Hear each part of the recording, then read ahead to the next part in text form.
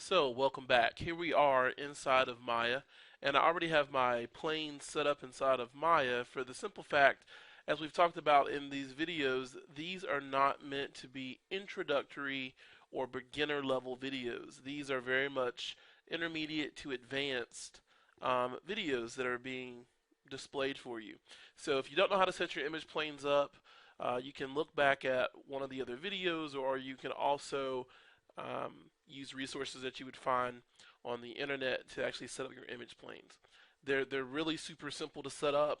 I'm currently using Maya 2014, and they've actually added in a separate little piece for the image planes, and it makes it really easy to set these guys up, and makes it a really clean method.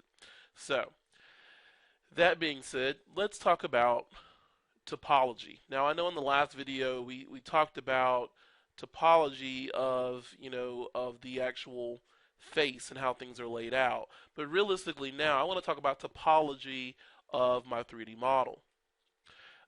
One thing that I really like being able to do is that, as you can see, this image right here, also another 3D.sk image. And this image here has the polygonal like grid lines laid down on top of it.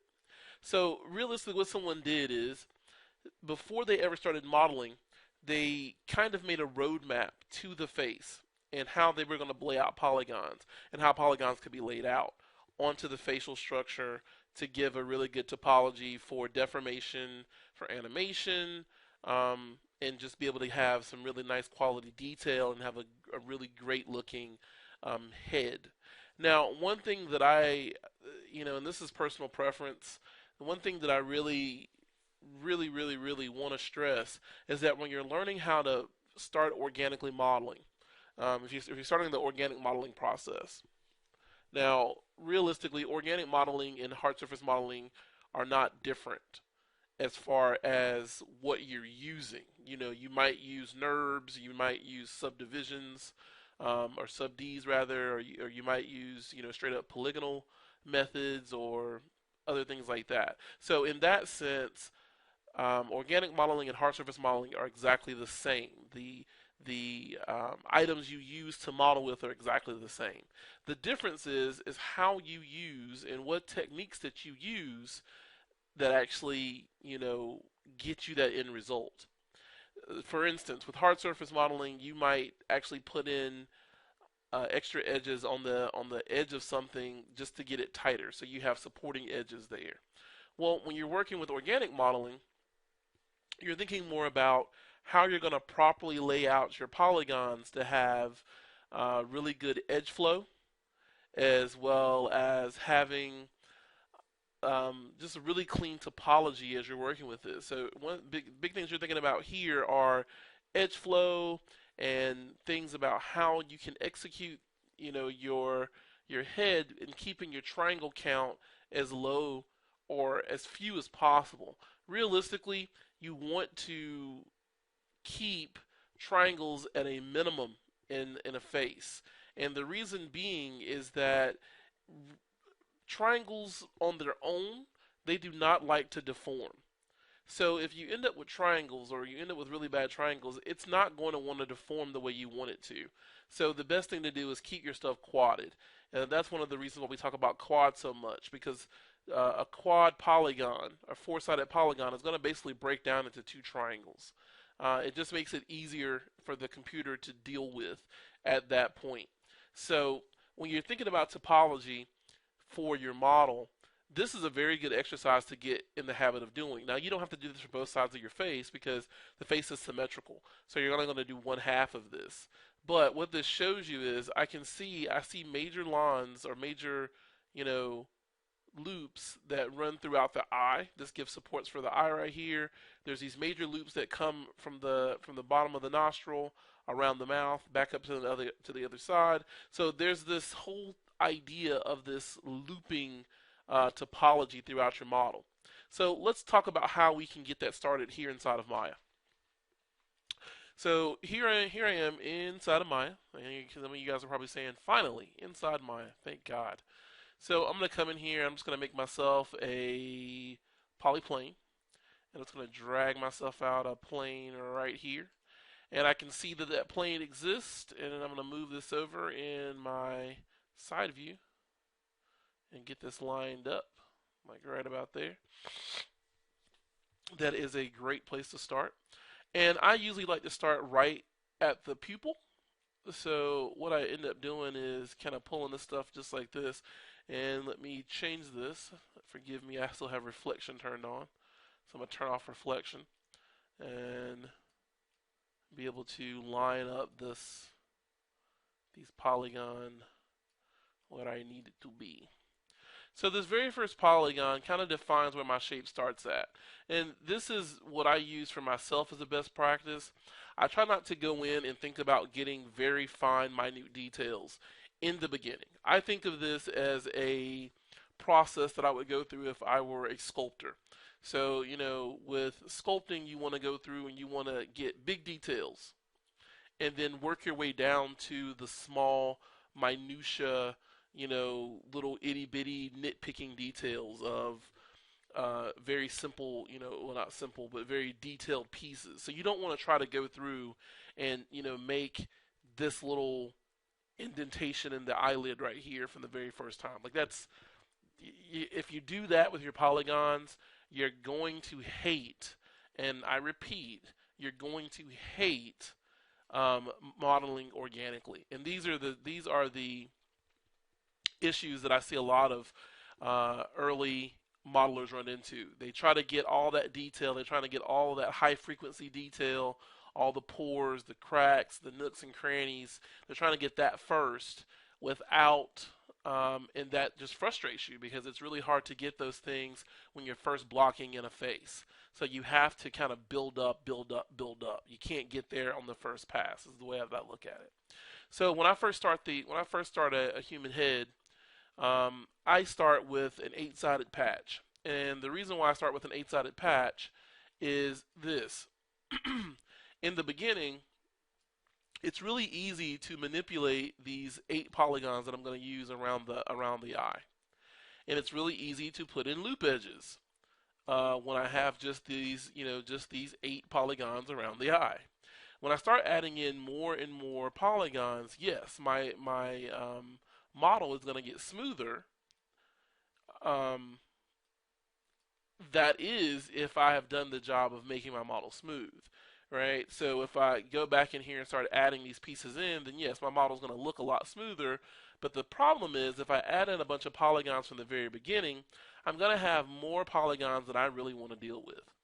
And having all those polygons ends up being a negative at that point because I have too much detail to move around, and then it becomes very cumbersome. And once again, you are going to hate organic modeling, and you're probably going to throw up your hands and run away from the computer. I don't want you to do that. I want you to enjoy the process as much, if not more, than I do, because I really love modeling stuff organically, and I just really love modeling in general because it's all the same. I love the fact of creation for this stuff. So as you can see right now, I'm just actually getting these polygons to line up around the face, or around the eye rather. So I'm building like this spider web look around the eye, and just getting this stuff lined up. Now I'm not going to spend too much time, tweaking this out, overly tweaking it, for the simple fact that many of these things are going to change as my topology starts to make its way around the entire face. So I'm not going to be overly anal about this in the beginning. I'm going to wait until I start to have something to be anal about. So I'm not going to over tweak this in the very beginning. So I'm just going to merge these guys right here, and there we go. There's my 8-sided patch around the eye. So you can see I've got 1, 2, 3, 4, 5, 6, 7, 8 polygons around the eye. Now, if I were to look at this in a proxy smooth, so if I push 3 on the keyboard inside of Maya and look at this as a smooth proxy, you can see that those 8 polygons, when they are smoothed out, when they actually have a little bit of smoothing on them, they pretty much catch the shape of the eye exactly the way that I want it. And you can see I didn't do very much work to get it that way. If I go back and hit 1, you can see that the way that I've set these up, when they're smooth, when they're interpolated as a smooth object, they pretty much kind of just work the way they need to work. So that's actually really awesome. So what I want to do now is, you can see that I've done my shaping of this in the front view, but I haven't done much shaping of this in the side view. So what I want to do is, I'm going to come in here and go to face mode, and let's grab these two faces. I'm just going to pull these guys forward a little bit. On my side view over here, you can see it lining up. And I'm going to grab this one here, and I'm going to pull it back to the corner of the eye. Just pull it straight back. And I'm going to go here to edge mode and grab this edge and continue to pull this back some, just like that. And I'm going to go in here and grab this little edge right here and push this in just a little bit. And let's grab this edge right here and let's pull that forward just a tiny bit. And what I want to do with these two polygons, once again, I'm going to go back to these polygons right here. Grab these two polygons, and I want to get my rotate tool. I want to rotate these just a little bit off. Now, if I look at this in perspective, if I go in here and actually get in my perspective camera and look at this, and let's turn off X-ray mode just for a second, you can see that it's giving me this very nice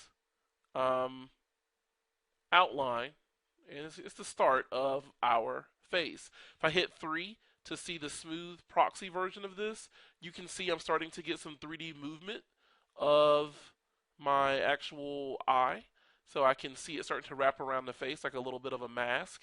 I can see the bridge of the nose coming in over here from this corner, and I can see this spreading back, into the rest of the head for where the eye comes off on this side over here to where it wraps around towards the ear.